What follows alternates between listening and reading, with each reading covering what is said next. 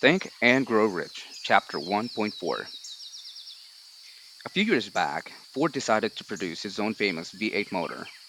He chose to build an engine with the entire 8 cylinders cast in one block and instructed his engineers to produce a design for the engine. The design was placed on paper, but the engineers agreed to a man that it was simply impossible to cast an 8 cylinder gas engine block in one piece. Ford said, produce it anyway, but they replied, it's impossible. Go ahead, Ford commanded, and stay on the job until you succeed, no matter how much time is required. The engineers went ahead. There was nothing else for them to do if they were to remain on the Ford staff. 6 months went by, nothing happened. Another 6 months passed, and still nothing happened. The engineers tried every conceivable plan to carry out the orders, but the thing seemed out of the question, impossible.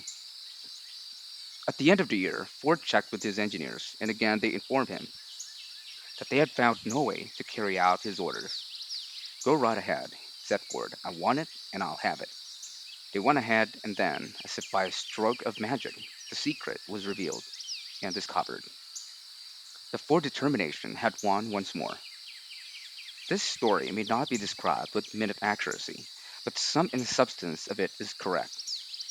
Deduce from it, you who wish to think and grow rich, the secret of the Ford millions if you can. You'll not have to look very far. Henry Ford is a success because he understands and applies the principles of success. One of these is desire, knowing what one wants. Remember this Ford story as you read and pick out the lines in which the secret of this stupendous achievement have been described. If you can do this, if you can lay your finger on the particular group of principles which made Henry Ford rich, you can equal his achievements in almost any calling for which you are suited. You are the master of your fate, the captain of your soul because. When Henley wrote the prophetic lines, I am the master of my fate, I am the captain of my soul, he should have informed us that we are the masters of our fate, the captain of our souls, because we have the power to control our thoughts.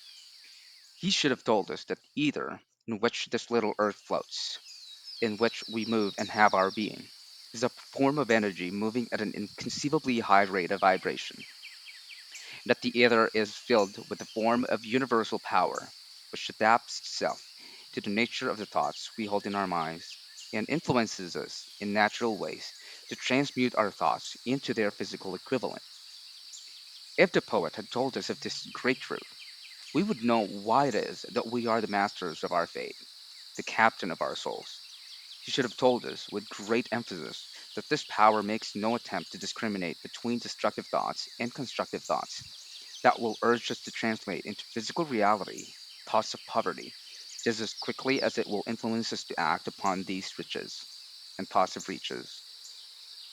He should have told us too that our brains become magnetized with the dominating thoughts which we hold in our minds, and by means with which no man is familiar. These magnets attract us to the forces, the people, the circumstances of life which harmonize with the nature of our dominating thoughts.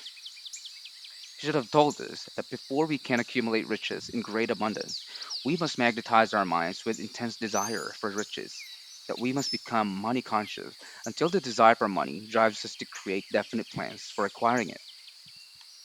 But being a poet and not a philosopher, Henley contented himself by stating a great truth in poetic form, leaving those who followed him to interpret the philosophical meaning of his lines. Little by little, the truth has unfolded itself until now appears certain that the principles described in this book hold the secret of mastery over our economic fate.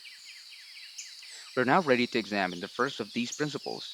Maintain a spirit of open mindedness, and remember as you read, they are the invention of no one man. The principles were gathered from the life experiences of more than 500 men who actually accumulated riches in huge amounts. Men who began in poverty, but with little education, without influence. The principles worked for these men. You could put them to work for your own enduring benefit. You will find it easy, not hard to do. Before you read the next chapter, I want you to know that it conveys factual information which might easily change your entire financial destiny, as it has so definitely brought changes of stupendous proportions to two people described. I want you to know also that the relationship between these two men and myself is such that I could have not taken no liberties with the facts, even if I had wished to do so. One of them has been my closest personal friend for almost 25 years. The other is my own son. The unusual success of these two men, success which generally leak a credit to the principle described in the next chapter, more than justifies this personal reference as a means of emphasizing the far-flung power of this principle. Almost 15 years ago, I delivered the commencement address at Salem College, Salem, West Virginia. I emphasized the principle described in the next chapter with so much intensity that one of the members of the graduating class definitely appropriated it and made it a part of his own philosophy. The young man is now a member of Congress and an important factor in the present administration. Just before this book went to the publisher, he wrote me a letter in which he so clearly stated his opinion of the principle outlined in the next chapter that I have chosen to publish his letter as an introduction to that chapter. It gives you an idea of the rewards to come. My dear Napoleon, my service as a member of Congress having given me an insight into the problems of men and women, I'm writing to offer a suggestion which may become helpful to thousands of worthy people. With apologies, I must state that the suggestion, if acted upon, will mean several years of labor and responsibility for you. But I am enheartened to make the suggestion because I know your great love for rendering useful service. In 1922, you delivered the commencement address at Salem College when I was a member of the graduating class.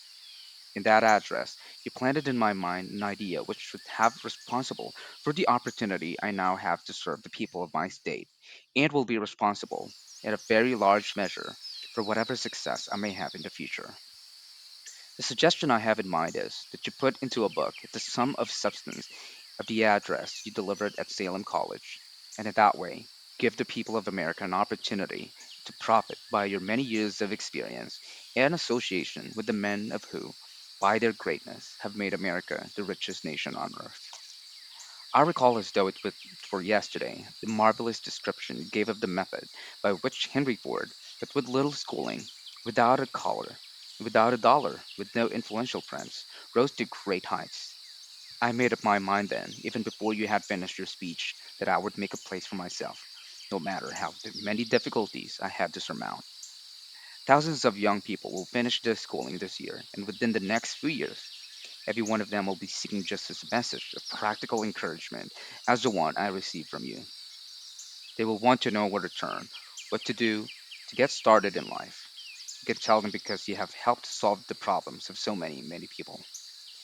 If there's any possible way that you can afford to render your great service, I may offer to suggest that you include with every book one of the personal analysis charts in order that you, the purchaser of the book, may have the benefit of a complete self inventory, indicating, as you indicated to me years ago, exactly what is standing in the way of success. Such a service as this, providing the readers of your book with a complete, unbiased picture of their faults and their virtues, would mean to them that the difference between success and failure, the service would be priceless. Millions of people are now facing the problem of staging a comeback because of the depression. I speak from personal experience when I say I know these earnest people would come the opportunity to tell of their problems and to receive your suggestions for their solution. You know the problems of those who face the necessity of beginning ever again. There are thousands of people in America today who would like to know how they can convert ideas into money. People who must start at scratch without finances and recruit their losses. If anyone can help them, you can. If you publish this book, I would like to own the first copy that comes from the press personally, autographed by you. With best wishes, believe me, cordially yours.